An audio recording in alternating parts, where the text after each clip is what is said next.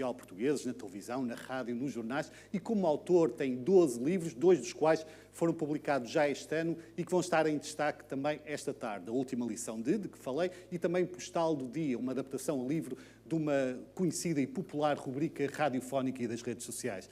Como veem, há amplos motivos para ficarem desse lado nos próximos 90 minutos. Para já, uma salva de palmas, por favor, para Luís Osório.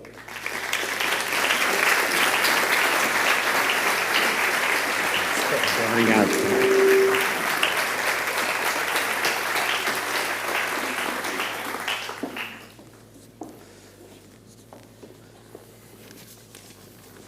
Muito bem-vindo, Luís. Não cabe mais ninguém.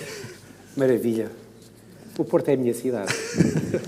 Não é? Eu quando fiz aqui no Porto... Exatamente, eu ia começar exatamente por isso, que é um regresso ao Porto depois dessa tua magistral sessão na Casa da Música. Na Casa da Música, o Rui Concerto teve a ideia da Casa da Música e as pessoas todas à volta disseram: a Casa da Música é enorme, não pode ser. Não é impossível. E eu no fim pensei um bocadinho e disse: mas é o Porto. E o Porto foi o lugar que nunca me abandonou quando ninguém me ligava nenhuma. Eu ia perguntar-te se o Porto para ti é mais um lugar de encontros, e fazendo jus ao título deste ciclo, é mais lugar de encontros do que desencontros. A vida tem provado isso, Luís? Não, o Porto é diferente, não é? É uma cidade diferente. Eu sou lisboeta. E quando o ator que fazia de Tony Soprano morreu, eu lembro-me de ter chorado. James Gandolfini. James Gandolfini. Chorei porque eu tinha seguido os Sopranos e tinha-me emocionado, tinha entrado naquela família. E o vizinho do meu segundo andar, eu moro no primeiro andar, morreu mais ou menos na mesma altura. E eu não pensei 5 minutos no assunto. E isso fez muito mal quando eu pensei um bocadinho. Vir ao Porto é encontrar outra vez a ideia de vizinhança, de proximidade. O Porto não dá nada de borla, não é? Não dá nada de borla, mas quando dá e quando acredita, quando abraça, abraça. As emoções estão sempre à flor da pele. Sim, quando abraça, abraça. Não é, a maior parte dos abraços que recebemos são abraços que é uma espécie de tem de que não cais. Sim. E aqui não, quando sou abraçado, sou abraçado. E, portanto, eu pensei... Bem, podem aleijar um bocadinho, às vezes, os abraços? Às vezes, sim. Às vezes, sim. Mas... Consegues traçar, se calhar é injusto, mas o teu Porto de eleição, se imagina se tiveres só uma tarde no Porto, a que sítios é que fazes questão de ir, quase de forma sacramental? Consegues fazer o teu itinerário portuense de eleição, Luís? Eu tive uma relação muito importante aqui no Porto com a Armanda Passos, com a pintora, sim, e com a Fabíola Passos, a sua filha. Aliás, há um postal logo no início, que é uma história de amor maravilhosa da Armanda Passos com o seu cão, que é uma história muito bonita. E a Armanda tratava-me como se eu fosse um filho. Naquela zona de Serralves, onde elas moravam, eu passei tardes, de manhãs maravilhosas em Serralves, depois em casa delas. E eu sou, a partir do momento em que me morrem muitas pessoas, isto acontece com cada uma das pessoas que está aqui, nós vamos nos transformando por dentro, vamos alargando caminho também para dentro. Se temos um cemitério privado onde pessoas que continuam vivas dentro de nós, às vezes mais vivas do que quando estavam vivas, e vir ao Porto é vir à casa de uma espécie de mãe de adoção, que era a Armanda. Portanto, aquela zona de Serralves é uma zona que me diz muito. Mas, claro, eu gosto muito da Ribeira. Quando vi em criança o Dourfaina Fluvial, do Manuel de Oliveira, voltar à Ribeira já não é a mesma coisa que voltar há 20 anos ou 30 anos. Hoje está muito turística, demasiado turística, diria. Mas, já foste ao Bolhão Renovado? Ainda não fui ao Bolhão Renovado. Ainda não fui, mas o Bolhão, sim. O Bolhão impressiona-me sempre muito menos do que a Ribeira, onde nos perdemos, onde me perdi muitas vezes, com pessoas que têm uma espécie de poesia dos vencidos, que é uma coisa que me agrada muito, até porque a arte, a literatura, o cinema, o teatro, é o único lugar em que os vencidos são vencedores. Porque é o único lugar em que os vencedores não têm interesse nenhum. E são mais interessantes os vencidos, não é? A história dos vencidos é sempre muito mais interessante. Luís, esta tarde vens falar ou apresentar, não um, mas 2 livros Para ti, as boas notícias vêm aos pares cada vez mais. Não, foi por um mero acaso, porque, aliás, o Rui Coceiro, o meu editor, enorme escritor, depois eu julgo que se terá, não diria que se arrependeu, mas foi brutal o sucesso da última lição de Manuel Sobrinho. Já está na quinta edição? Está na quinta edição e foi lançado já tarde no ano, em julho, e está na quinta edição, é um dos livros mais vendidos em 2024, e por isso manda o bom senso de, ok, temos um livro a vender tanto e continua a vender tanto, mais vale atrasarmos os postais. Mas eu julgo que Os Postais do Dia é um livro muitíssimo importante para mim e o Rui acreditou muito nisso, porque é um livro que corporiza a minha proximidade com quem me lê, mais do que qualquer outro. E por isso achámos que devia ser. Agora, publicar 2 livros no mesmo ano, isto é espantoso. Para não se cansar em mim, o melhor é publicar agora em 2027 só. Da última vez que tive a ocasião de ter entrevistado, falar contigo, Luís, foi no âmbito de uma feira do livro e foi a propósito precisamente dos ficheiros secretos. E entre esses ficheiros secretos, que era um livro muito particular sobre as histórias e os segredos da sociedade, da política portuguesa, e estes 2, o Postal do Dia e a Última Lição de... Há várias diferenças, mas diria que há um ponto em comum, quase que atravessa a tua obra, que é uma certa... firmeza do olhar, uma vontade em escapar ao cinismo dos nossos dias e ver a humanidade das coisas, o que nem sempre é fácil. Isso queres que seja marca da tua escrita ou simplesmente tem acontecido? Ou não é nada planeado, brota-te facilmente? Não, eu julgo que essas coisas não se planeiam de uma maneira muito a régua e esquadro, mas sim é uma marca importante daquilo que faço, pelo menos eu tento que... iluminar situações, histórias, pessoas que de outra maneira nunca seriam iluminadas.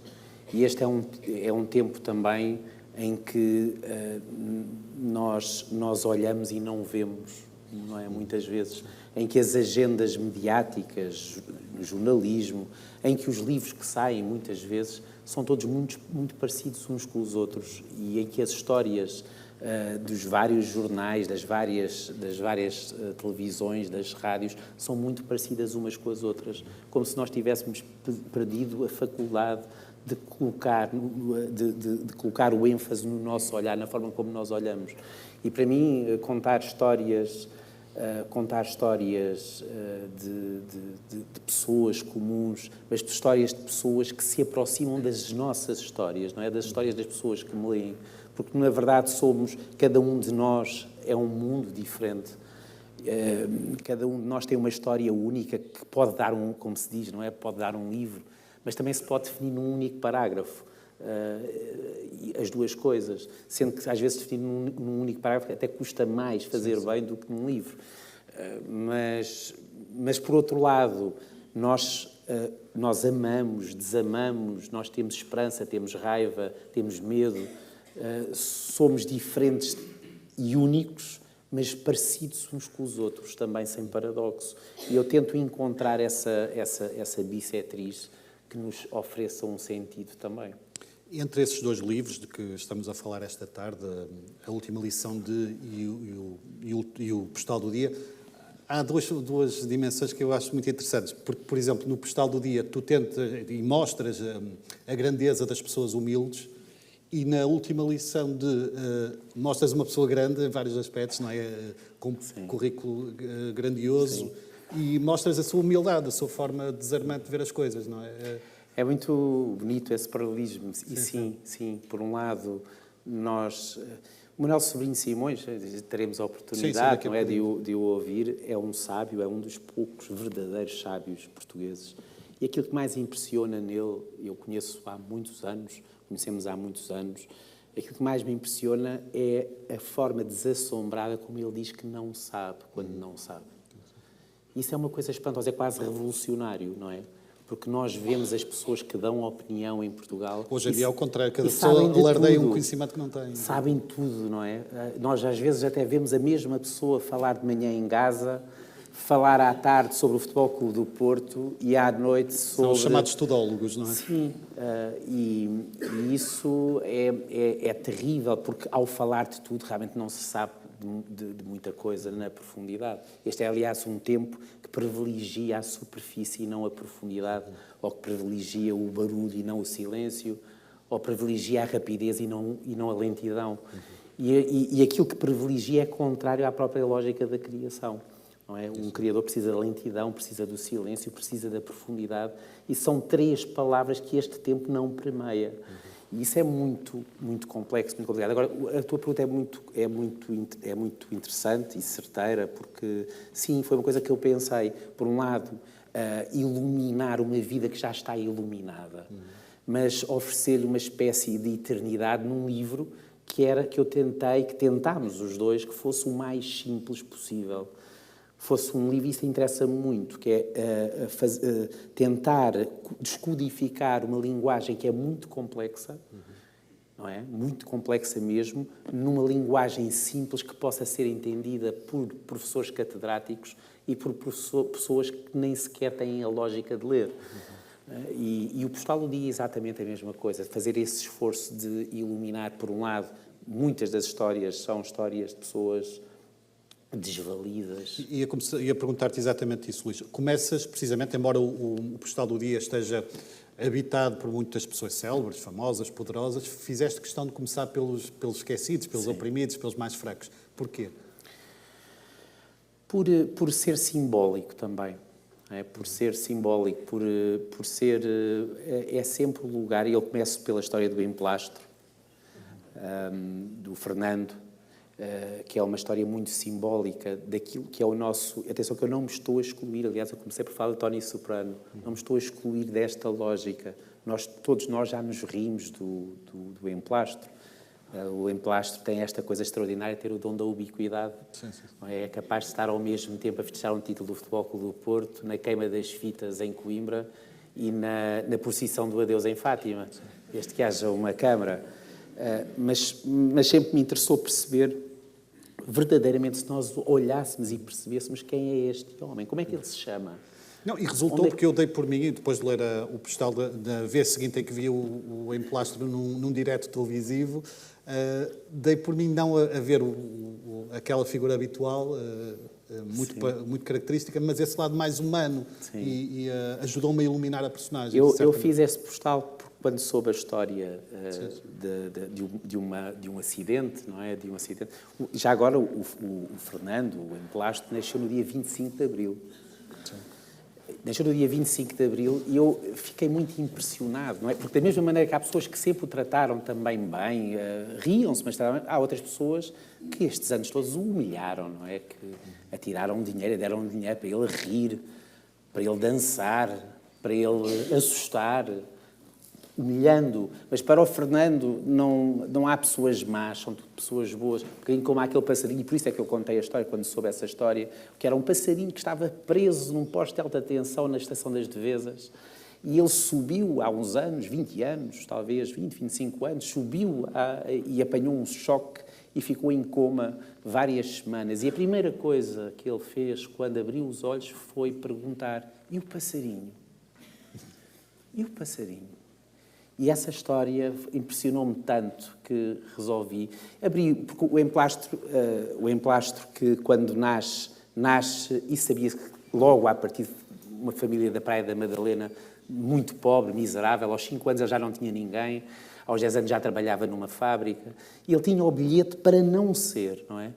E provavelmente continua a ter um bilhete para não ser, existindo sem estar iluminado. É como se nós olhássemos e ele não existisse bem. É como se fosse um boneco. E ele não é um boneco, é um ser humano.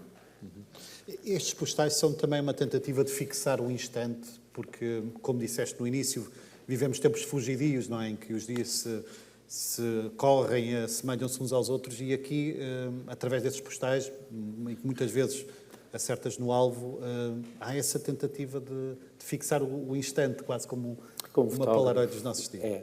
É isso. É bem observado. Encontras razão para essa popularidade, é evidente que a rubrica e o livro têm, as tuas crónicas. Existe a ideia que todos nós, enquanto cidadãos, estamos um bocadinho viciados, queremos apenas o lado mais sombrio e a tabloidização do jornalismo também isso diz, mas por outro lado a popularidade das crónicas dá a entender que provavelmente não nos satisfazemos só com isso, queremos algo mais. Sim, é um sinal de esperança? Para mim, eu acredito que sim. Repara, o Postal do Dia como Polaroid diária do cotidiano, e onde tudo pode acontecer, não é? Tudo pode ser tratado, não há nenhum dogma em relação aos assuntos. Mas eu julgo que há duas coisas que talvez expliquem a adesão de tantos leitores ao Postal do Dia diariamente e espero que o livro também, que é, por um lado, uma dificuldade das pessoas poderem ler noutros lugares este tipo de textos, este tipo de crónicas, mais humanas, se quiseres, mais próximas das pessoas que leem, que partem de assuntos, de temas que não são tratados, que deixaram de ter lugar.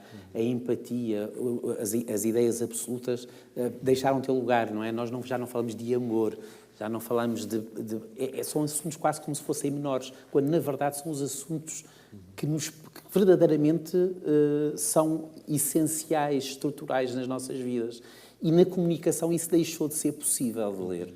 Não é? Os grandes mestres do jornalismo, portugueses ou não, fazem reportagens, mas onde isso está presente, não é? Essas grandes histórias. Repara, a Simone de Oliveira, que é uma das grandes figuras portuguesas, é uma grande figura portuguesa e fez um comunicado num dia a dizer que a partir desse dia, passava a estar na casa do artista, num lar, na casa do artista. Não houve uma notícia sobre o assunto, não houve uma chamada de capa do assunto, como se fosse do domínio da privacidade da Simone. Ela que tinha escrito. Imaginem o que é se o Pedro Almodóvar, em Espanha, fosse mote próprio, internado no lar. Imaginem a capa do El País ou do El Mundo no dia seguinte. Ou imaginem uma grande estrela inglesa, americana, francesa. Em Portugal, não. É como se a Simone, que é a principal diva portuguesa, depois da Amália, não existe. E, portanto, mas achas que isso tem acentuado essa desmemória da nossa sociedade, que os médias acabam por dar reflexo? Isso tem-se acentuado nos últimos tempos? Sim, eu acho que sim. Acho que se tem acentuado. Acho que há um misto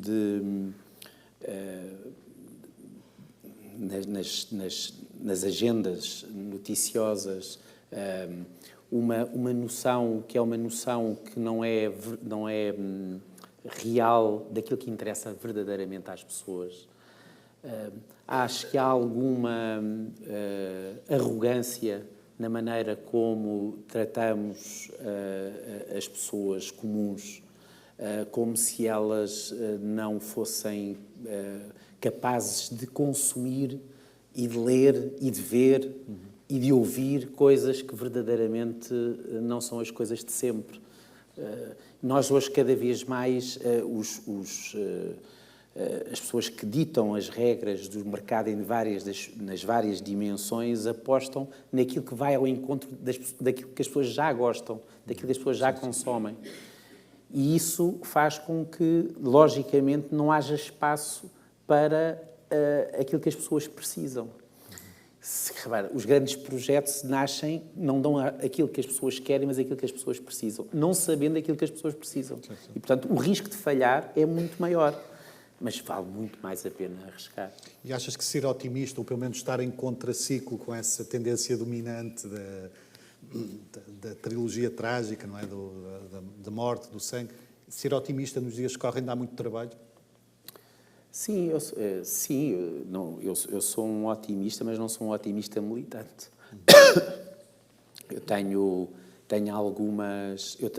Eu sou uma máquina de sombras também.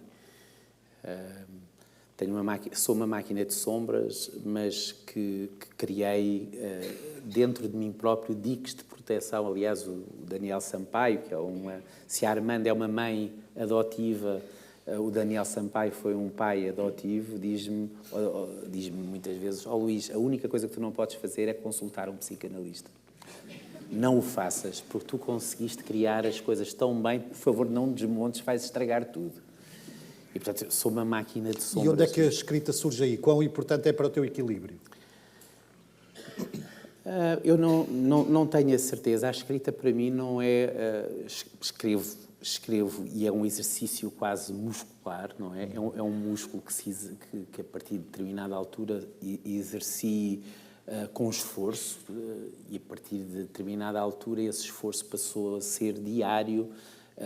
O esforço, quando deixo de ser jornalista e, portanto, não tenho a obrigação de estar a escrever, eu obrigo-me a escrever. E ao obrigar-me a escrever, a partir desta altura eu não tenho a certeza absoluta se aquilo, não tenho mesmo, se aquilo que... Porque, repara, é uma loucura, estou aqui a pensar alto, é uma loucura quando nos fechamos entre quatro paredes, quando o mundo lá fora, apesar de tudo, tem sol e tem luz. Por que raio é que nos... Porque temos a urgência de dizer alguma coisa? Sim, eu acho que tenho a urgência de dizer alguma coisa, mas na verdade eu não tenho a certeza. Será que tenho a urgência de ser amado? De ser reconhecido? Eu acho que não, mas se calhar tenho. Eu também ia perguntar-te isso, Luís. Quão importante tem sido, por exemplo, o feedback, o alento que tens recebido em relação aos postais, na continuação, naqueles períodos de maior desânimo ou de falta de assunto, eventualmente, esse incentivo que te chega dos teus leitores anónimos, de vários quadrantes, quão importante é isso nessa tarefa diária? Porque é duro escrever todos os dias. Sim. É uma relação de grande proximidade. Não é? É uma relação entre iguais. É uma relação... Eu tenho... O Postal do Dia tem nos seus dogmas, nos seus princípios, eu trato o leitor por tu. Portanto, é uma coisa muito coloquial, muito próxima. E sim, eu não... Essa relação de proximidade enorme dá-me um alento em momentos que são momentos mais sombrios. Claro que sim, mas por outro lado uma grande responsabilidade. Reparem, eu quando não escrevo 2 dias, no fim de semana, por exemplo, eu tenho dezenas de mensagens a perguntar se estou bem. Porque não há lá o postal não está lá. E acho que essa mete um bocadinho de medo, não é? Porque eu tenho o meu grande amigo da adolescência, o Tiago Rodrigues, hoje uma grande figura do teatro internacional, o diretor da Avignon, foi diretor do Teatro Nacional. Houve uma altura que ele fazia piadas, muito curta, mas ele tinha um espetáculo que se chamava Stand-Up, e tinha 22 anos, e há um momento que é um momento que ele estava um bocadinho em baixo e dizia assim: porque eu tenho o medo que as pessoas me reconheçam na rua, me agarrem o braço e diz: mas conta lá mais uma piada, conta lá mais uma piada, por favor faz-me rir, por favor escreve o postal, porque estás aqui para escrever um postal. Isso às vezes sim, mas a generosidade das pessoas é desarmante.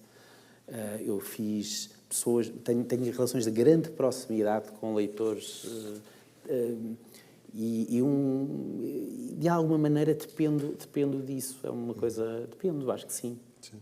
Não te vou pedir agora que escrevas, evidentemente, um postal, mas vou-te pedir, se possível, que nos leias um dos teus magníficos postais. Pode ser? Ok. Eu vou ler, atenção que não é por narcisismo, mas vou ler um postal que o Rui me pediu para ler e que eu nunca li. Eu tentei escapar a ler isto alto, porque uma coisa é escrever e ficar em silêncio, outra coisa é ler alto. Este é um dos primeiros postais que escrevi em 2019 e chama-se Autorretrato e eu tento definir-me a mim próprio.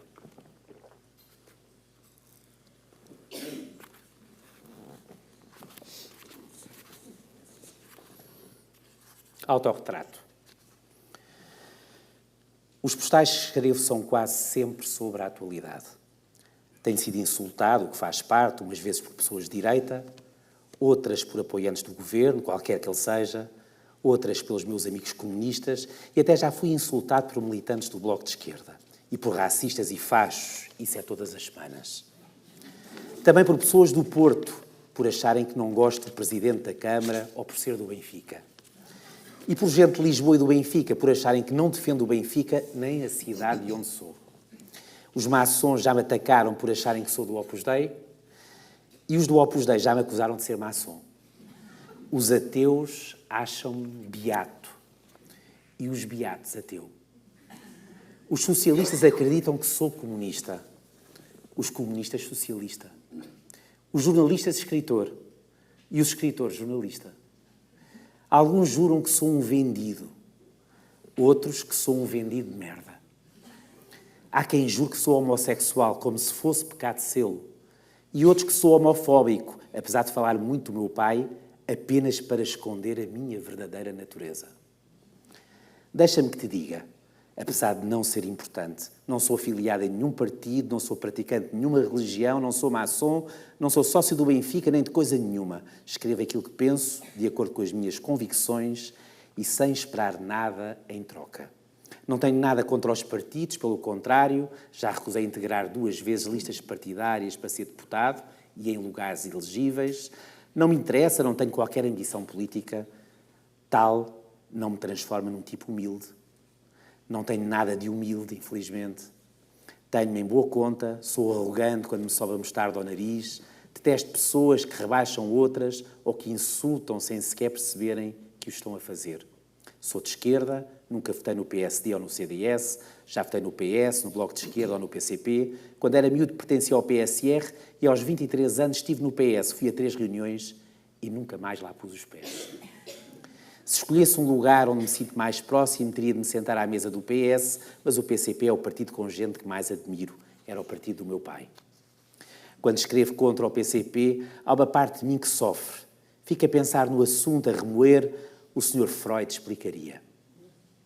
E aí, honra-lhes seja feita, não me poupam. Não há ninguém que seja capaz de ser tão agressivo como um comunista. Escrevo os postais porque me apetece e por achar que posso ajudar a ver os temas sob prismas diferentes. Vou continuar a fazê-lo. Um dia desagradarei a uns, desagradar-te-ei a ti. No outro dia, ao contrário. Estranho sempre as análises extremadas, os comentários histéricos ou as defesas hipócritas para segurar um tacho ou ficar bem na fotografia. Tenho 4 filhos e 2 enteados. Sou casado com uma médica e acreditamos muito que será para sempre. Já não tenho pai ou mãe, ou avós. Já ninguém me chama Miguel, nome pelo qual era gritado pelos que existiam antes de mim. Quando era criança passei necessidades, nada comparado com quem realmente passa necessidades. Nasci em 1971, dia 15 de setembro, sou careca, estou mais gordo, mas desejo voltar a correr e apaixonadamente arranjo desculpas para não o fazer. Gosto de vir aqui, de escrever, adoro pessoas e detesto-as. Sou solitário, mesmo acompanhado. Escrevo livros, sou consultor de empresas, fui a maior parte da vida jornalista, antes de não me apetecer mais ser jornalista. Gosto de cinema, vejo séries, ouço música, não escrevo contra os meus amigos, seria incapaz de o fazer, é a minha única fragilidade. Tenho poucos amigos públicos, 5 ou 6, coisa pouca. Gosto de pensar que sou boa pessoa, embora também seja detestável. Gosto dos fracos e dos vencidos, mais que dos fortes e poderosos. Gosto de gostar e de não gostar, detesto que me digam que sou bonzinho, não o sou. Sou tudo isto e se calhar nada disto, acredito mais num livro de Roth do que nos telejornais de referência, acredito mais no teatro do que no discurso político, acredito menos no ser humano do que dele desconfio. Tenho muitos livros na cabeça e muita coisa que me ocupa espaço. Acredito em Deus, mas o meu Deus não é o ortodoxo. Acredito que o grande mistério é o bem, jamais o mal. Sou este e todos os outros que não estão aqui, como tu, somos tantos sempre. Era isto que te queria dizer, dizer-te que o meu compromisso é apenas comigo. E entre nós, é esse o meu desejo, será sempre até amanhã.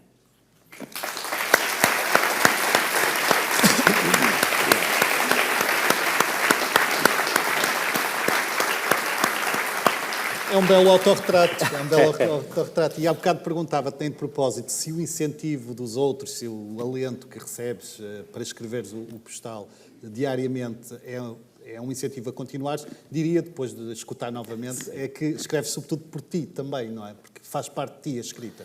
Sim, perguntaste há pouco, e num certo sentido é verdade, não é? Eu já sublimei tantas das coisas que foram a minha vida, não é? Quase como se fosse um comboio onde as estações vão correndo e nós vamos, e eu vou estando cada vez com mais peso do tempo, com mais rugas, com mais portas em que penso, porque estavam entreabertas, eu não entrei no momento certo, entrei noutras, e depois a vida faz aquilo que é suposto.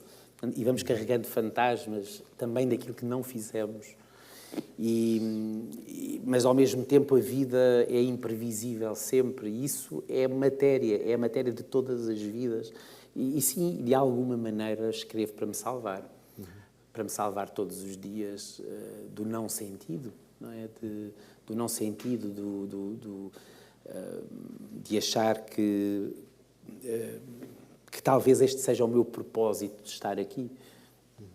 Encontraste uma fase particularmente harmoniosa, dirias? Já fizeste tanta coisa ao longo dos últimos 30 anos. Como é que definirias esta fase atual? Eu estou sempre a dizer uma coisa que é talvez aquilo que mais repito, já não devia dizer esta frase, mas é verdade, porque é assim, nós reencarnamos em vida, não é? Somos vários ao longo da vida. Sim. Eu não tenho a certeza se reencarnamos depois da vida, mas tenho a certeza que reencarnamos aqui. Todas as pessoas que aqui estão já foram várias ao longo da vida, não é?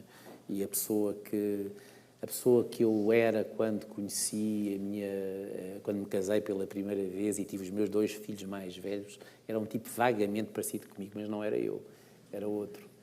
E por isso é que o amor e as relações entre as pessoas são milagres, porque a outra pessoa também muda, a pessoa que está ao nosso lado também muda. E quando a coisa não é alimentada e quando nós não nos aproximamos de outra forma, arriscamos a acordar, a olhar para a outra pessoa e não a reconhecer, porque mudámos e a outra pessoa também.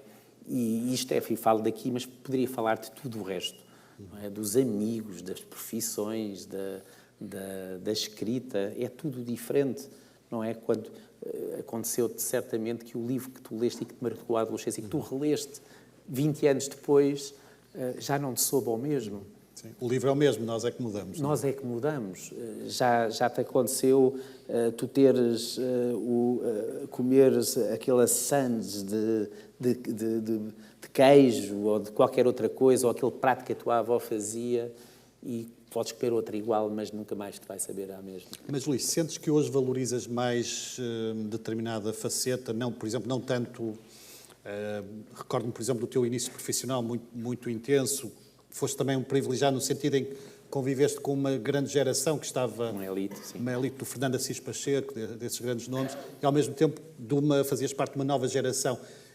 De que forma é que essa quase sobrecarga, ou viver a 200, te afastou um bocadinho do foco daqueles que eram mais próximos e com os anos foste redimensionando, foste mudando essa percepção em relação às prioridades? Sim, eu nunca fui um jornalista puro a 100%, não é? E essa foi uma coisa que me matou no jornalismo, de alguma maneira, porque o jornalismo é uma profissão que o 100% não é importante que seja. Eu nunca fui... Peço desculpa. E mesmo nessa altura, no Semanário Jornal e depois no início da revista Visão, com todos aqueles mestres, eu ficava calado a ouvir. Aliás, das pessoas da minha idade, eu era a pessoa que ninguém dava nada ao futuro. Apostavam em muitas outras pessoas que eram muito mais extrovertidas. Eu era absolutamente silencioso, absolutamente tímido. É claro que tem momentos marcantes. Eu apanhei a primeira bebedeira na minha vida, eu acho que isso é uma coisa que fica para a minha história, que foi uma garrafa de Famous Grouse num bar de Alterne com o José Cardoso Pires. E, portanto, isso merece entrar num currículo, não é? Isto é, sim, eu acho que isto é qualquer coisa. E eu só bebia e só me ria. Quer dizer, bebia, estava sério e dizia que sim com a cabeça e depois no fim já me ria muito. E isso é espantoso. Eu acho que esta coisa, nós fomos perdendo também, e as novas gerações foram perdendo um bocadinho a reverência em relação aos mestres. Até porque, se calhar, hoje há muito menos mestres. Não é? Nas redações já não existem. Reparem, a redação onde eu trabalhei, o José Cardoso Pires, o Assis Pacheco, o Rogério Rodrigues, o Cáceres Monteiro, enfim, uma série de figuras extraordinárias. Mas sim, fomos perdendo isso. Agora, em relação à tua pergunta, acho que não vinha preparado para isso. Não vinha preparado. Acho que eu fui mudando e sendo várias pessoas pelas circunstâncias também. O meio jornalístico é um meio, como todos os meios num país pequeno, pode ser muito grandioso e muito esperançoso, mas às vezes muito cruel também. E eu percebi nas crises, e numa crise, quando as coisas correram mal, que estamos, e que é um princípio que hoje o que acontece, não acontece por ser jornalista, acontece em todos. Nós estamos mesmo por nossa conta, sempre. Estamos sempre sozinhos no mundo, mesmo podendo estar acompanhados. Percebi que nos momentos, há 15 anos ou 16, quando deixei o jornalismo, as pessoas podem telefonar-te durante uma semana, 2 semanas, mas depois deixam de te telefonar, porque ninguém aguenta a tristeza em permanência. As pessoas não aguentam isso. Não é por mal, não é por serem más pessoas, não se aguenta isso. E portanto, estamos por nossa conta. E isso obrigou-me a ser mais coisas, a tentar ser mais coisas e a tentar, sobretudo, não depender de ninguém. E aqui, talvez essa fórmula de escrita, de proximidade, por isso é que para mim o Postal do Dia é tão importante, não é? Porque é uma relação sem qualquer tipo de intermediários entre mim e quem me lê. Não há mais nada. É só, a única coisa que conta é as pessoas continuarem a querer ler ou não. E isso provoca, obviamente, uma ideia de liberdade que não tinha antes. O Presidente da República, que assina o prefácio do Postal do Dia, destaca três características da tua personalidade, Luís, que são elas: a imaginação, o sentido do concreto e a energia sem limites. Dirias que é uma boa aproximação à tua forma de ver as coisas, de estar no mundo, de estar na profissão? Sim, sim, para já o prefácio escrito pelo Presidente da República, houve muita gente que me criticou isto. É engraçado, porque é a diferença entre o professor Marcelo Rebelo de Sousa ter escrito há 3 anos e ter escrito agora. Até houve pessoas que disseram: não vou comprar o seu livro, com esse prefácio, não compro o livro. Com estes exageros Não, para mim foi uma honra ele assinar o prefácio e assinou com convicção. Sim, eu acho que sim, acho que nós conhecemos há muitos anos. Eu tive quase para escrever biografia há 20 anos e depois acabou por não acontecer. Conhecemos, ele tem... eu acho que ele... Reparem que essas 3 características são características dele próprio. Sim. É um tipo cheio de imaginação, cheio de energia e... energia sem limites também. Claro. E mais? Tinhas aqui também o sentido concreto. O sentido... E, portanto, aqui eu acho que ele provou isso, que era meu amigo, não é? Porque ele olha e vê-me ao espelho, vê-se como se vê ao espelho. Mas sim, acho que a imaginação é fundamental. A imaginação...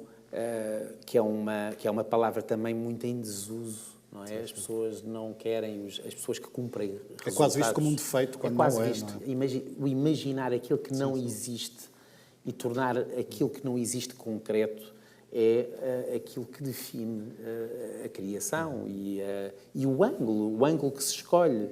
Não é? Porque com os mesmos dados eu sou capaz de escrever um texto ou de apresentar um trabalho que é diferente de todas as pessoas com os mesmos dados.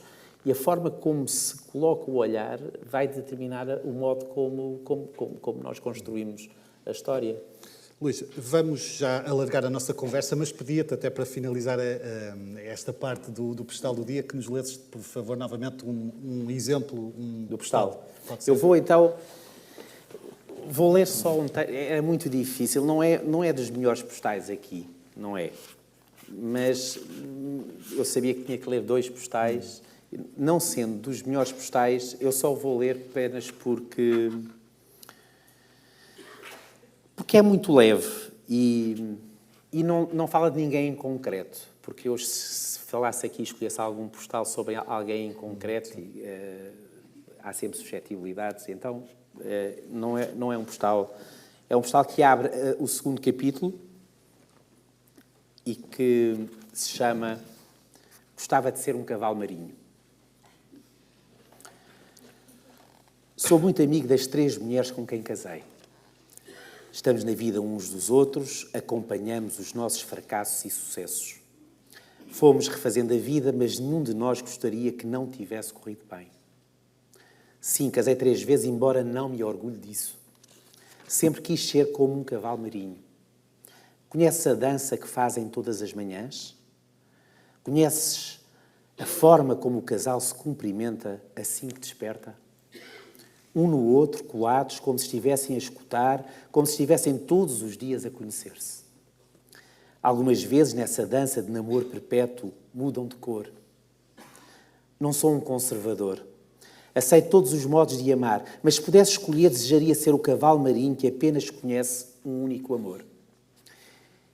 Eles são mesmo assim, quando se juntam, nunca mais um ou outro aceitará outra dança e nunca mais aceitará mudar de cor ou carregar outros filhos que não sejam os desejados na primeira das danças. É muito bonito quando encontramos uma ilusão que é para a vida, uma paixão que nunca abdica de ser um sonho a 2, um sonho que nos transforma. Gostava de ser um cavalo marinho e carregar filhos na barriga, como eles. Ela transfere os ovos para a bolsa dele e é lá que acontece a fertilização. Centenas de bebés fertilizados pelo que dança. E ela sempre atenta ao que ele faz, obsessiva com os pormenores da gestação, a perguntar-lhe sem palavras se está tudo bem. No fundo do mar há exemplos que bem podíamos levar para a nossa vida. Tantas vezes não dançamos. Tantas vezes passamos por aqui sem uma dança, sem uma cerimónia de agradecimento pela pessoa que temos ao lado. Tantas vezes bastava-nos ser um bocadinho como os cavalos marinhos, que todas as manhãs se encontram como se fosse a primeira manhã das suas vidas. Tantas vezes recusamos mudar de cor por acharmos que não é possível mudar de cor. Não aches que não é possível. Vê-os a dançar e dança.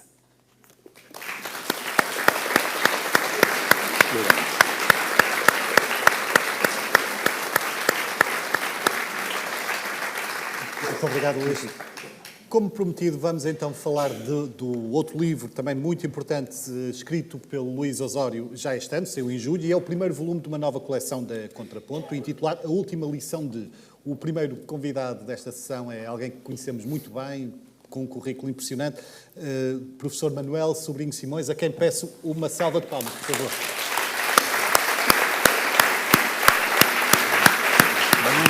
Eu venho falar do carro. Eu venho falar do Portal do Dia.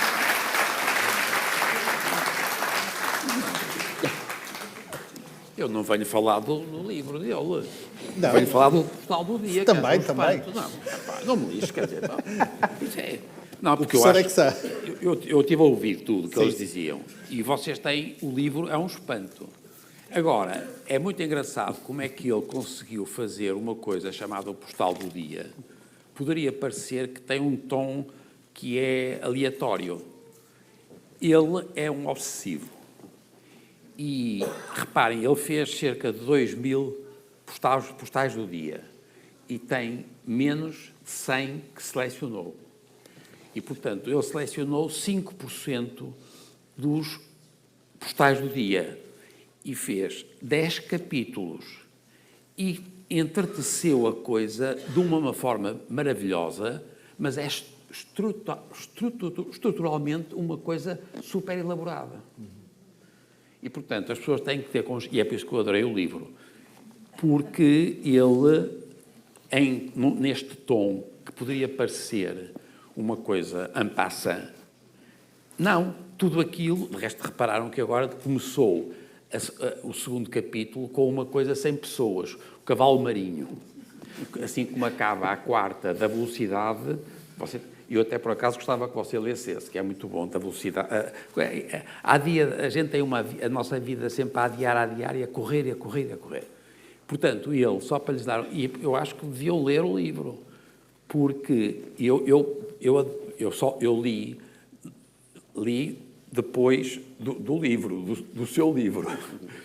E achei muita graça porque encontrei lá muitas coisas que, de alguma maneira, também se cruzam com aquilo. O que é, porque, de resto, você começou em 2019 e nós começámos a conversar em fim de 2020, princípio de 2021. Exato. E, portanto, porque nós tivemos 2 anos e tal a conversar. Sim. Vejam bem o meu privilégio. Mas reparem, mas quer dizer, eu acho que é muito importante, ou seja, Sim, claro, dá-me claro que licença, sim. desculpa lá, porque o Rui, não sei onde é que está o Rui. Não, faz todo sentido, sim. Também queríamos O Rui saber, não me obviamente, o que convence. pensa Eu vim cá sobre para o discutir postal. o livro postal do dia, pá. Não, e vale a pena, porque, agora, ele tem muitas coisas que eu acho muito engraçado, quer dizer, ele agora, a sua própria descrição é muito engraçado, porque eu, por exemplo, eu sou um tipo que vejo ao microscópio, eu sou um biólogo, faço diagnóstico de cancro e vivo sozinho com o microscópio. E ele disse, e é verdade que ele também se descreve como um solitário. E, portanto, é muito interessante, porque o postal do dia é muito interessante, porque ao longo de 10 capítulos, e ele, de propósito, por tudo isto, porque ele é muito, dá a impressão sempre que é por acaso, mas não, portanto, ele começa pelos tais desfavorecidos, e começou pelo emplastro, e não é por acaso que acaba com os fantasmas, e com a família, e com os filhos. E, portanto, isto tem uma organização quase cósmica, percebe? Porque ainda por cima ele acredita na espiritualidade, ao contrário de mim. Onde a gente se distingue mais, ele acredita um bocado nesta... Ele há bocado disse-lhes, é aquela ideia de reencarnar, é verdade, todos nós reencarnamos durante a nossa vida e todos nós temos essa experiência de que nós vemos de maneira diferente com a idade e à medida que avançamos nós ficamos diferentes. Mas eu, por exemplo, acho que isso é uma coisa biológica. E ele acha que isto tem aqui um toque para lim-pim-pim. Eu não tenho. É porque ele é muito... A amizade vive das diferenças. E eu não, quer dizer. E, portanto, o que eu acho... Não, mas agora, eu acho... Porque, reparem, o que não há aqui neste livro dele é luta de classes. Nem há conflitos identitários. O que é muito engraçado, porque é um livro da pós-verdade. Se repararem, nós não... Isto é o que ele está a dizer. Quando ele está a descrever, quando bebeu com o Cardoso Pires e bebeu uns copos e tal, e o que ele pensava nessa altura, e eu também pensava, isto é outra coisa. Se reparar, não há aqui... Você procura a felicidade individual. Você não procura a felicidade coletiva. Não há neste livro, de resto também não há na descrição, não há, e você por isso diz, eu nem pertenço a partidos, nunca pertenço. E, portanto, há aqui uma evolução que é, atenção, isto agora não é, a gente não pode dizer se é boa ou má, mas atenção que a sociedade está mesmo individualista e acabou a partilha e a força coletiva. Nada disto existe. É ele com uma história que ele conta extraordinariamente bem. Essas histórias, que são as tais narrativas, são intemporais, e é por isso também que ele escolheu estes 5% de postais de dia, são excepcionais e muito bem escritos. Mas ele fala porque ele, de facto, está sozinho num mundo e tem esta esperança de melhorar a vida das pessoas, mas ele só atinge o emplastro e depois os leitores. E ele acredita, e eu também acredito. Eu acredito que nós, apesar... Atenção que eu acredito que as pessoas, quando a gente ensina uma coisa aos outros, os outros também modificam biologicamente. Eu fico sempre irritadíssimo quando as pessoas pensam que aprender uma coisa por oposição a outras coisas não é biológico. Não, quando a gente aprende uma coisa, mudou os neurónios e as células gliais, etc. Portanto, quando se lê o livro dele, ele muda, e quando ele lê, também muda, e ele lê muito bem, porque ele depois é um performer. Desculpem, isto é horrível que eu faço parênteses com o caso. Eu tive um AVC em 2018, e em 2018 aconteceu uma coisa horrível. Eu adoro ler. E sempre li, não leio alto, mas depois de ter tido o AVC, se eu for ler alto uma notícia nova, eu não aprendo. Isto é, por exemplo, se eu vier com a minha mulher, ela vem a guiar, e eu comprei o Expresso, ou o Público, o JN, e leio uma notícia do JN alto para a minha mulher, eu, se quiser ler alto para ela perceber, eu não percebi nada.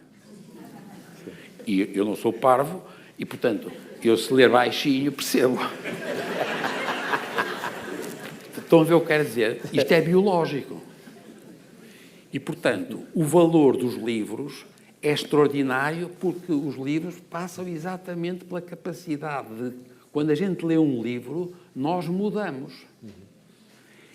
Como ele coloca muito bem a voz e faz esta coisa muito bem, é verdade que ainda por cima há um elemento musical. Se ele tivesse, você um dia pode começar também a ter um fundo musical e com isso aumenta a linguagem. Repare, não estou a brincar. A música é das linguagens mais extraordinárias que há, mas porque modifica os neurónios e as células gliais. E, portanto, nós temos que perceber, porque esse é o grande problema, porque é que a gente está tão à rasca, nós somos tão bons. Por exemplo, em Portugal, tivemos agora os últimos resultados. Nós, não sei se tem consciência disso, que é uma coisa extraordinária. Portugal, nesta altura, é o país, destes países comparáveis connosco, que mais papers, mais artigos científicos publicamos por pessoa, em Portugal. Por que raio é que nós somos os melhores a publicar papers e somos dos piores em inovação, patentes, saber fazer, produtividade? A dissociação que há entre o que é a aprendizagem teórica, à maneira retórica de Coimbra, nós criamos uma ideia de que as carreiras é por produção científica, são papers. Nós fizemos isso e fizemos bem, porque era extraordinário que isso acontecesse. As pessoas continuaram a usar isto como forma de progredir nas carreiras. Infelizmente, nós deixámos de resolver o problema da produtividade, da inovação. E, portanto, só para dizer que ele deixou de ser jornalista, mas ele continua a funcionar como um jornalista. Conta histórias do dia-a-dia. E a gente tem que perceber que, quando fazemos isto, nós temos um efeito que é socialmente muito importante. E é uma grande responsabilidade. E é por isso que eu, por exemplo, sou totalmente contra as crianças, até uma certa idade, irem lá com os telemóveis para as escolas. Não, para mim não faz nenhum sentido. Porque eu acho que a pessoa deve aprender através da conversa com os pais e com os amigos, as conversas com os outros, a relação, o toque. E ler livros. Faz sentido o que eu estou a dizer, só para dizer porque é que eu achei tanta graça.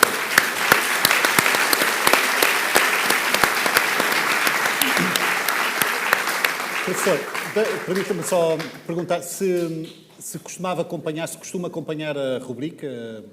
Não, desde que ele começou a fazer na Antena 1. Se a percepção é diferente lendo a crónica ou ouvindo na rádio? Qual é a diferença que nota? É a emoção. Porque eu, com a voz e na rádio, à noite, sozinho, porque eu venho no carro, é uma coisa. E temos a emoção, percebem? E isto é um aspecto que é muito interessante. Enquanto se eu estiver em casa a ler, amanhã é outra coisa. É cognitivo.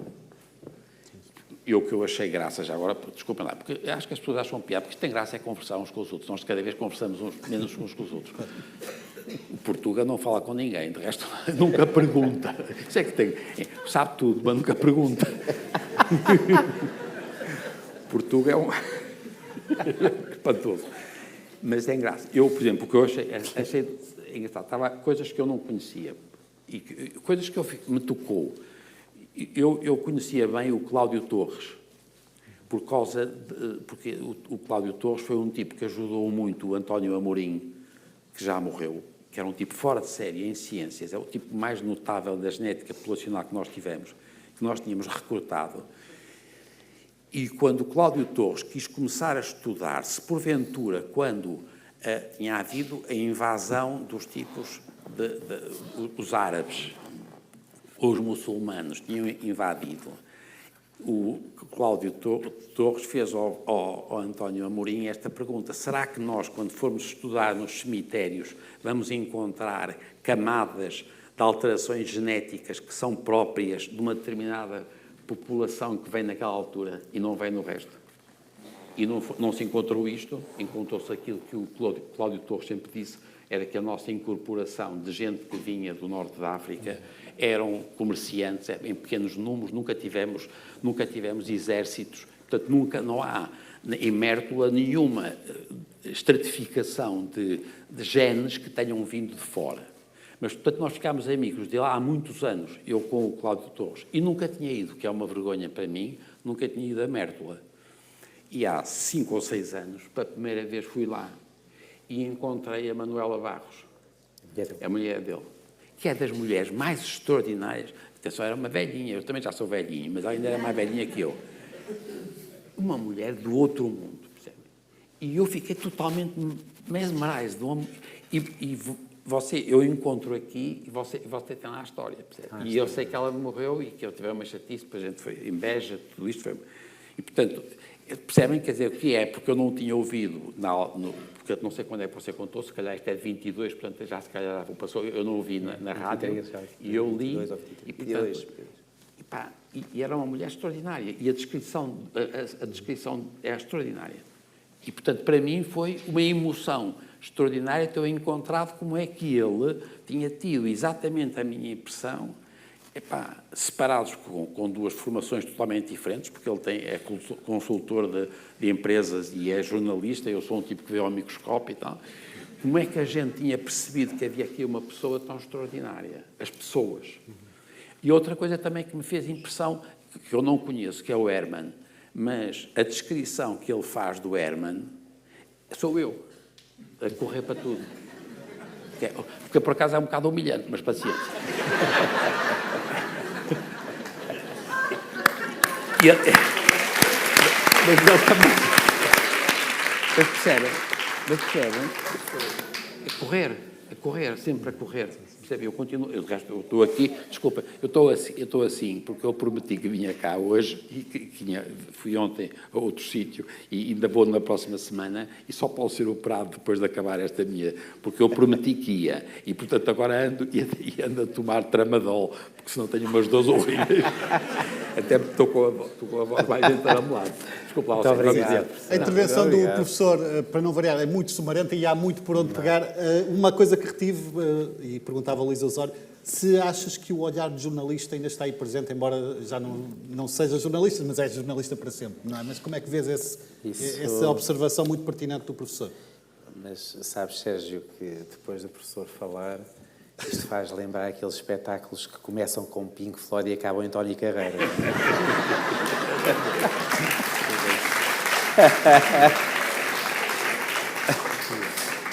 Não, porque realmente, ou seja, aqui não há parte. Muito obrigado.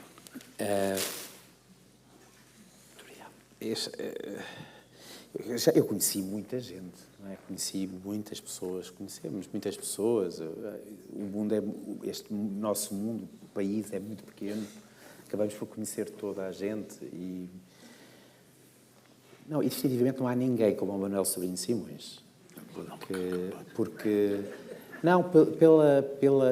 Por ser desarmante, não é? Por ter um pensamento que é um pensamento tão fora daquilo que nós estamos habituados.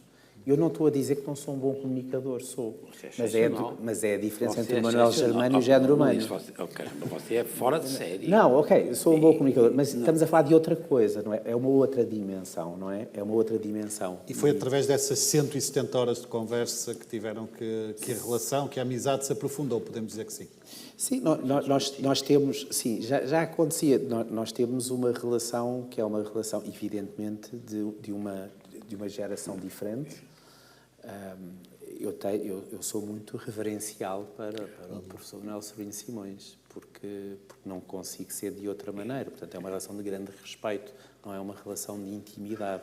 Mas foi uma relação que teve muitos momentos de intimidade. Sim. Eu até posso tratá-lo por você, que é uma coisa que eu não com a ninguém. Eu chamo você, que é uma coisa que na minha cultura um gajo não diz você. Eu digo a ele você porque ele é muito mais novo que eu e eu não podia dizer tu, não podia dizer vós. Porque é desarmante, é desarmante, é único, é extraordinário. Qual é que era a pergunta, Sérgio? Se no fundo também esta amizade ficou para a vida, ou seja, havia um conhecimento, mas por força da proximidade, das 160 horas de conversa, profundamente tocantes e a dada altura comovedor até, se há algo que transparece e que ficou para o resto da vida, ou seja, a relação não se esgota nessas 170 páginas. Sim, não posso dizer isso. Eu nunca poderei ser amigo do professor Manuel Sobrinho Simões enquanto conceito de amizade, não é? Porque a minha admiração por ele é verdade, é tão forte, eu coloco como se ele estivesse no Olimpo, não é? E, portanto, e a amizade é sempre uma coisa que podia acontecer se fôssemos de geração, éramos amigos de infância, claro. Com certeza. Aí era diferente. Sim. Agora, neste momento, não. É uma geração mesmo diferente. É uma geração. É um semideus, não é? Não, é um semideus. Não, agora... como é que eles... Está a ficar desconfortável. Não, é porque, reparem, o problema é que... Mas percebem o que eu estou a dizer. Você é muito curioso. Não, você é muito curioso. Reparem, eu também gosto muito de perceber o outro, e ele também. E portanto, tivemos realmente, é verdade, ele agora disse 170 foi horas. Páginas são para aí 180, não me interessa. Mas como nós andamos em muitos sítios, em Évora, em nossa casa, na Ordem dos Médicos, aqui e acolá e tal, e ele percebeu que eu tinha uma coisa que ele não tinha, que é eu sou muito biológico, eu passo sempre, tudo para mim é biológico, os animais, as plantas, não sei o quê. E eu percebi, e de resto não é por acaso que ele escolheu, repararam que é uma coisa, não é por acaso, esta coisa do cavalo marinho e a fecundação dos ovos à distância, foi para si, claro. Não me lixe, quer dizer. E, portanto, ele tem uma... É engraçado, ele é um tipo fora de série porque ele trata muito bem as mulheres, o Luís. E, portanto... Não, mas é verdade.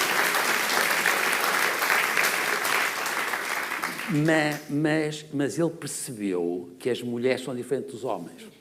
Eu já sabia.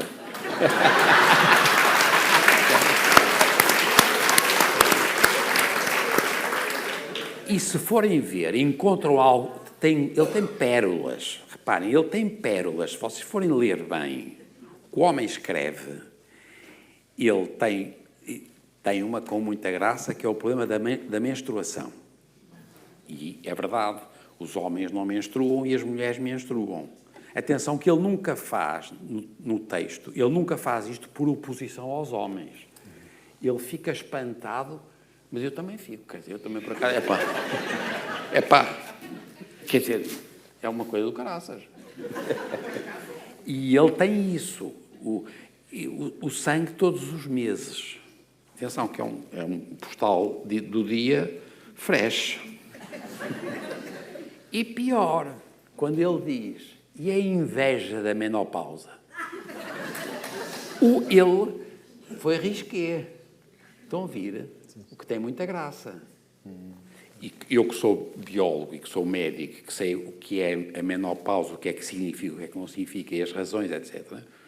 Agora, transformado por alguém que é um escritor e foi um jornalista, é extraordinário. E, portanto, acho que vão adorar ler as coisas que ele escreve. Porque é uma visão que é diferente da minha, mas que eu percebo perfeitamente. Porque você fez mesmo um esforço para perceber esta coisa da maternidade. E a menopausa? Já agora. É pior. É pior. Sabe que a pessoa é muito marcada por si própria. O que é que acha? E não é por acaso, se repararem, que ele... E tem muita piada, porque ele logo na segunda... ele tem uma coisa muito engraçada, porque ele faz bem também no livro dele, que quando fez a entrevista comigo, ele faz muitíssimo bem, porque ele utiliza as ligações entre os capítulos para fazer teoria. E tem um elemento que é claramente de teoria.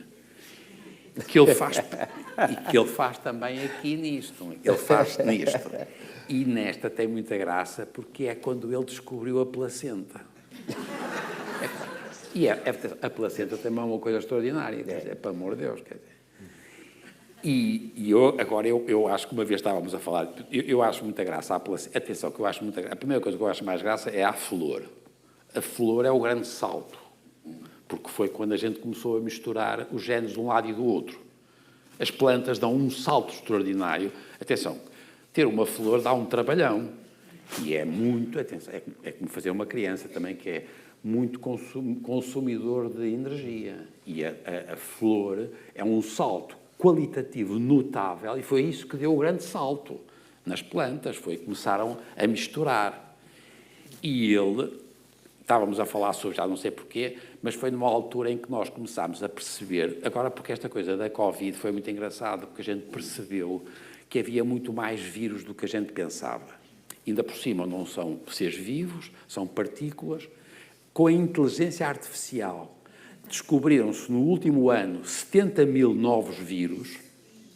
Portanto, o número de partículas que há por aí são uma coisa extraordinária e estiveram connosco desde a origem, há bilhões de anos.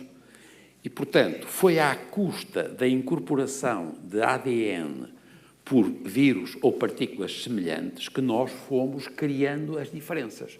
Por exemplo, fazer a flor, foi preciso que houvesse plantas que tiveram incorporada vírus que fizeram a estrutura para fazer a flor. E o que eu lhe contei, porque para mim também foi uma novidade, foi quando eu percebi, foi por isso que eu falei, que estávamos a conversar em qualquer sítio, e eu disse, você sabe que quando apareceu a placenta foi uma infecção vírica. E tinha que ser, percebem? Os novos órgãos só podem aparecer, não aparecem em nós, apareceram num ser muito anterior ao homem. Mas foi à custa de órgãos que vieram porque nós fomos incorporando em nós vírus. E a placenta, para mim, é um exemplo espantoso, percebem?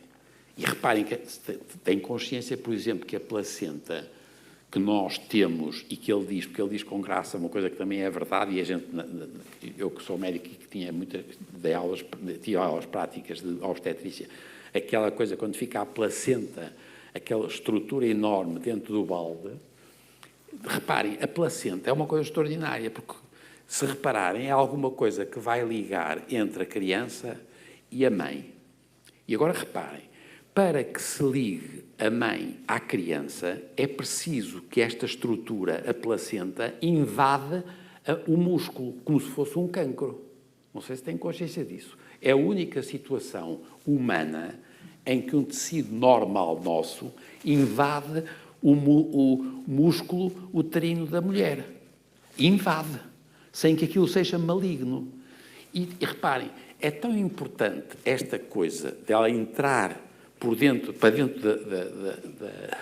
da parede do útero, que nós, quando autopsiávamos senhoras que tinham morrido no parto, nós íamos sempre estudar os pulmões. E sabem que nós víamos em circulação nos vasos do pulmão da senhora que tinha falecido células da placenta que andavam a passear pelo corpo, só que não eram malignas. Ora bem, isto é um órgão de uma extraordinária capacidade de invasão, é invasão e não é maligno, e, portanto, é uma construção extraordinária. E como ele estava com esta coisa das mulheres e do sangue e não sei o quê, isto veio a seu propósito. Você tem essa noção da importância, e é isso, por isso você também fala muito dos filhos. Um filho é uma coisa muito biológica. E agora, quando a gente percebe, para nascer uma criança, é preciso ter uma senhora, claro. E depois é preciso uma placenta. E é o Afonso, e a Benedita, percebe? Percebe o que é Luís, dizer? só também te chamando à conversa, tantas horas de contacto, 170 horas de conversa, ajudar-te também a perceber ou assimilar talvez um bocado melhor o primado do biológico que o professor também advoga, percebeu-te? Sim. Foi também uma lição no sentido que dá título ao livro? Então, claro que nós que estamos aqui, eu estou exatamente com o mesmo fascínio a ouvi-lo, exatamente o mesmo quando o ouvi pela primeira vez, não é? É quase como se fosse... É quase mágico. Eu julgo que é um efeito quase mágico de todos aqui, não é? E que estimula a curiosidade, o querer saber mais, o querer perguntar mais.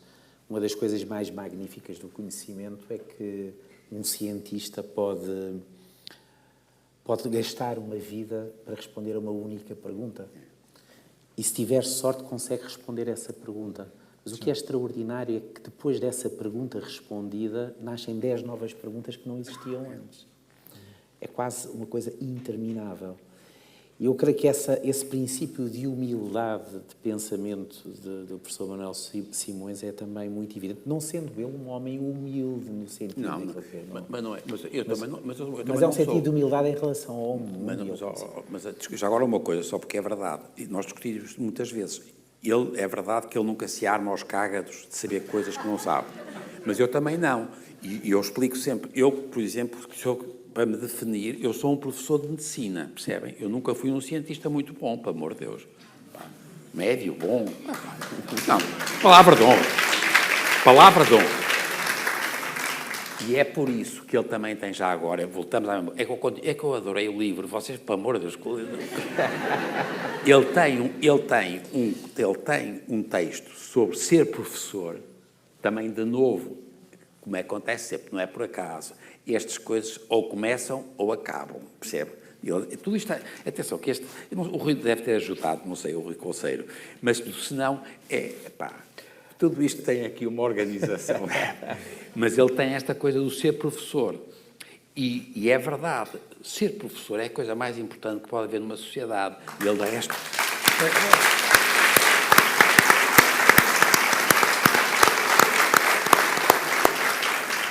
E eu já quase no fim, na penúltima, acho que é o penúltimo parágrafo, que ele diz, é a profissão mais bonita, é mais bonita do que, por exemplo, a enfermagem ou a medicina.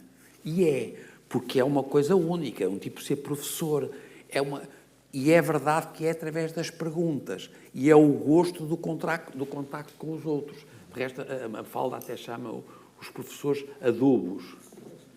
E, portanto, não é dar respostas, é um bocado ajudar, como ele está a dizer muito bem, as perguntas e porquê, percebe? E ele faz isto muitíssimo bem.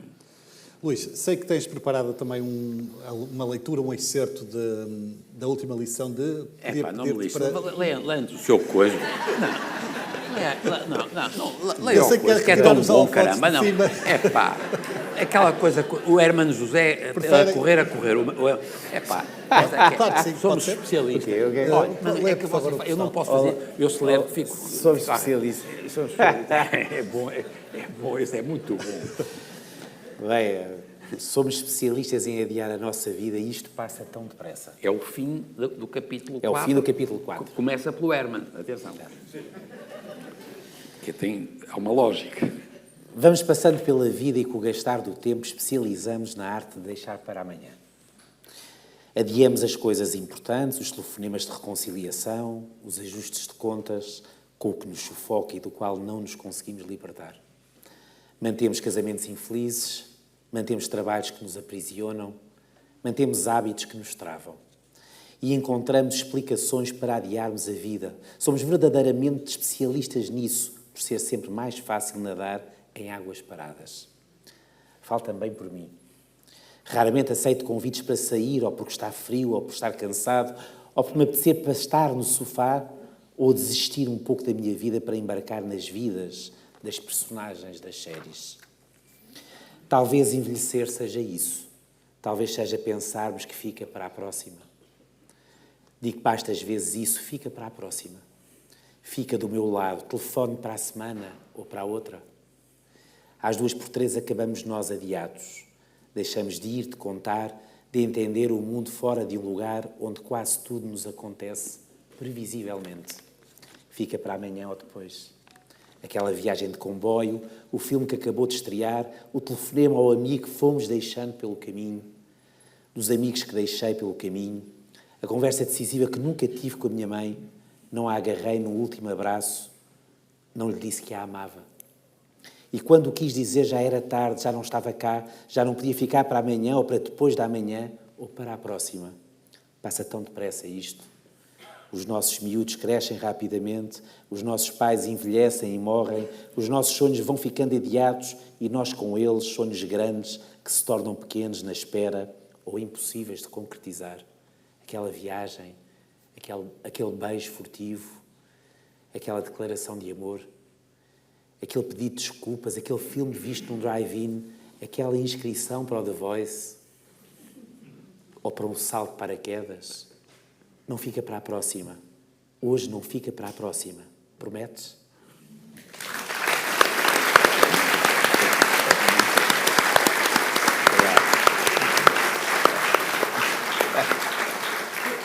Esta é uma crónica profundamente pessoal, mas ao mesmo tempo universal.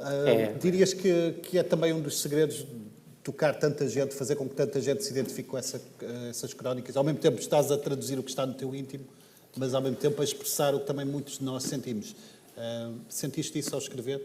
Sim, acho que sim. A questão da proximidade tem a ver também com um sentido de verdade, de ser verdadeiro.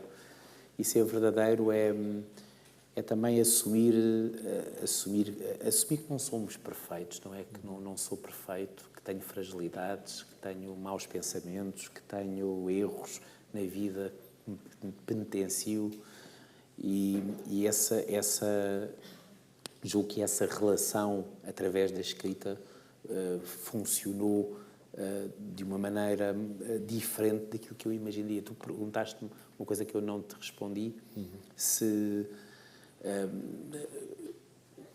é a questão da popularidade do Postal do Dia em comparação com outros momentos da minha vida. E sem dúvida que hoje, por estranho que nos parece, também tem muito a ver com as ferramentas que hoje temos e que não tínhamos antes, não havia redes sociais.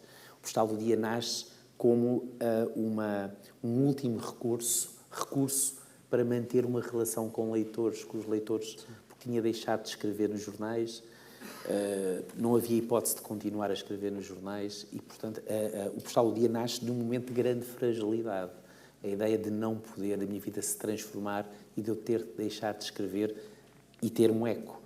Eu fui diretor de jornais, de rádios, fiz programas de televisão, fui comentador político em televisão e o que é espantoso é que hoje que não apareço na televisão, raramente, tenho mais... as pessoas reconhecem mais da rua do que alguma vez isso aconteceu.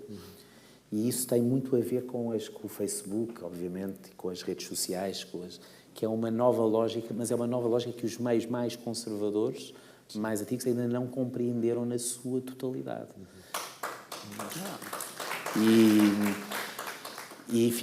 Mas isso também é uma coisa que diz muito de nós, é que é num momento de grande fragilidade que eu encontro uma via que me abre o caminho. E muitas vezes na nossa vida acontece muito isso, não é? Melancolia criativa. Reparem, os Fecheiros Secretos, o espetáculo, o monólogo que fiz, começa pelos criadores e pelas suas tragédias. A partir de determinadas tragédias, várias pessoas foram definidas no seu caminho. O José Saramago não seria José Saramago se não tivesse morrido o irmão que tinha 6 anos e que era um irmão que era muito diferente dele. Ele tinha 4 anos, não havia problema nenhum. Ele, aliás, só tinha uma memória do irmão que ele não sabia se era verdadeira. Ele via-o a empilhar, a abrir gavetas e a usá-las como escadas. Mas O problema foi que o José Saramago era completamente diferente do irmão. O irmão era muito carinhoso, estava sempre a pedir cola ao pai, a agarrar a mãe, falava pelos cotovelos, e o José era calado, não pedia cola ao pai, não abraçava a mãe. E sempre que a mãe via o José a aproximar-se, o José via refletidos nos olhos da mãe a tragédia do filho preferido que tinha partido. E foi nesse abismo que ele constrói um bocadinho daquilo que é a sua vida. Ou o Eugênio de Andrade, com uma mãe que parte cedo, com um pai que o abandonou, ou o Eduardo Lourenço, que começa a escrever apenas com a morte dos pais. Mas achas que há algo em comum em casos tão distintos? Há o comum, é algo que muitas vezes é a partir de um obstáculo, a partir de um abismo, que tu consegues encontrar um caminho mais largo e que te defines. Mas porque ele, como diz o Daniel Sampaio, ele é um psicanalista reussido. É verdade. Ele foi reussido. Portanto, ele não fica... Portanto, ele podia ficar muito deprimido, mas não. Portanto, há dois tipos de pessoas. É por isso que eu chamo a melancolia criativa. Que há as pessoas com a psicanálise ficam na fossa, mas ele não. Ele nem precisou, como diz o Daniel Sampaio. Reparem depois um escritor é um jongleur.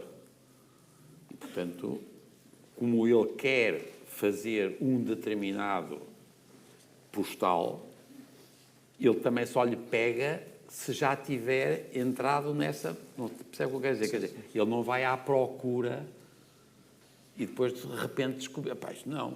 Percebe-se?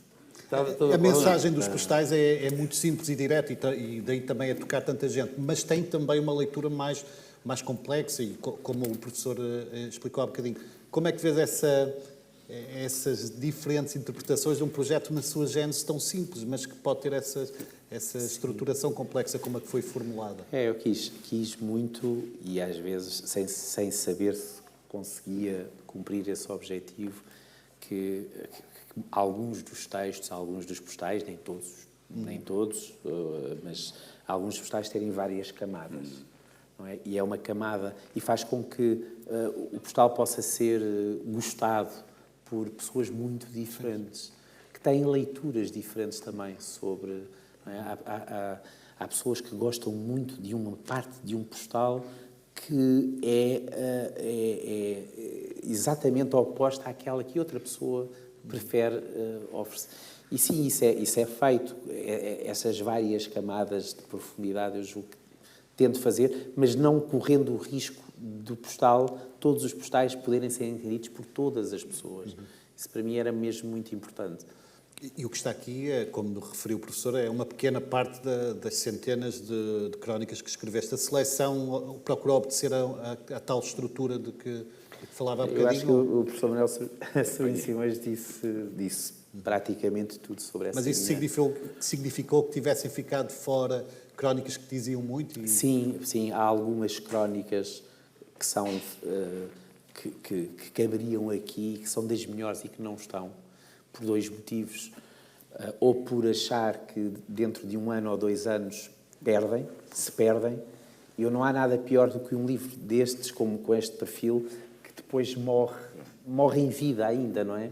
E eu gostava que este livro, apesar de ser um livro de crónicas, fosse um livro onde se iluminasse, se congelasse uma parte daquilo que somos também, mas que pode ser uma parte daquilo que somos daqui a 20 anos também, mesmo com a inteligência artificial. E por outro lado, também não cabe aqui por não obedecer a esta lógica de capítulos. É como se cada capítulo fosse uma carruagem de um comboio e nessa carruagem, nessas várias carruagens, nós temos vários tipos de histórias. Começa realmente com os desvalidos, passa para as histórias de amor, as histórias de resistência, as histórias até de ressentimento. E, portanto, eu tento encontrar uma lógica que seja uma lógica em que tente definir a condição humana de alguma maneira. Eu acho que é isso. Acabando o 10º capítulo com as histórias pessoais, não é? Os filhos, eu tinha que introduzir uma história que foi talvez a história, imagino, que é a história mais partilhada de todas as histórias que escrevi, e que é muito bonito isso, provocando alguns conflitos em casa, não é? Porque é a carta à minha ex-mulher. E a carta à minha ex-mulher está nessa parte.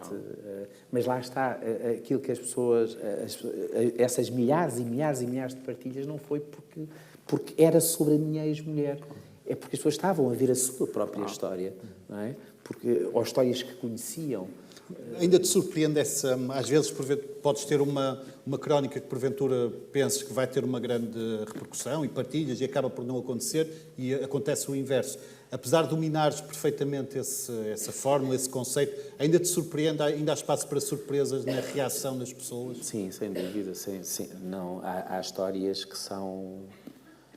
Há histórias que são incrivelmente... que não escrevemos, que são boas histórias, mas que pessoas desconhecidas e que são ao fim de alguns meses continuam a falar desse postal, e há histórias de pessoas muito conhecidas que estão a ser faladas naquela altura e que não são ninguém adere. Mas porventura são os anónimos aquelas figuras sobre as quais não haverá grande conhecimento, expectativa que... Depende. Olha, por exemplo, uma crónica, um postal que eu achei que ia ser importante, e eu escrevi mesmo convicto pela importância que aquela figura tinha na vida da minha avó materna, que é o Marco Paulo. E quando escrevi sobre o Marco Paulo, foi uma loucura. Ainda por cima, foi um texto que foi publicado 3 dias antes da morte dele, quase premonitório. E você tinha lá ido visitar. Sim, quase premonitório. E foi uma coisa quase... De repente, todos os jornais e todas as televisões me ligaram no dia do Marco Paulo para eu ter que fazer declarações. E eu disse que não fazia, obviamente, porque não fazia sentido nenhum. Mas é quase... Isso do Marco Paulo, porque o Marco Paulo, a minha avó, que estava sempre a costurar sutiãs, estava sempre na sua máquina oliva a fazer sutiãs, muito pobre. E ela adorava o Marco Paulo, adorava. Ela adorava uma música que era o Ninguém, Ninguém. Pá. E a Mulher Sentimental eram as 2 canções. E ela vibrava com aquilo. E portanto, aquele postal, eu, na verdade, escrevi para ela, não é? Escrevi porque a morte do Marco Paulo é a morte de um tempo. E este país é um país muito de... As elites são... às vezes, não compreendem aquilo que é o real, não é? Eu lembro, todos nós ouvimos falar do Marco Paulo, que era uma música que, obviamente ou sem, obviamente, eu não ouvia Marco Paulo, regra geral, mas a maneira como muitas vezes algumas elites tratavam era a música das chupeiras. Lembras-te desta coisa da definição das chupeiras? Mas eu não gosto quando tratam mal as pessoas, não é? Há aí um postal que eu gosto muito, que é um autocarro onde estão as princesas, não é? Onde as princesas vêm, e que eu acho que é um turista, da irmã da Beatriz. É para saberem que eu li o livro. Leu mesmo o livro. Luís Osório, professor Manuel Sobrinho de Simões, muito obrigado por esta sessão extraordinária, por esta partilha fantástica. Muito obrigado.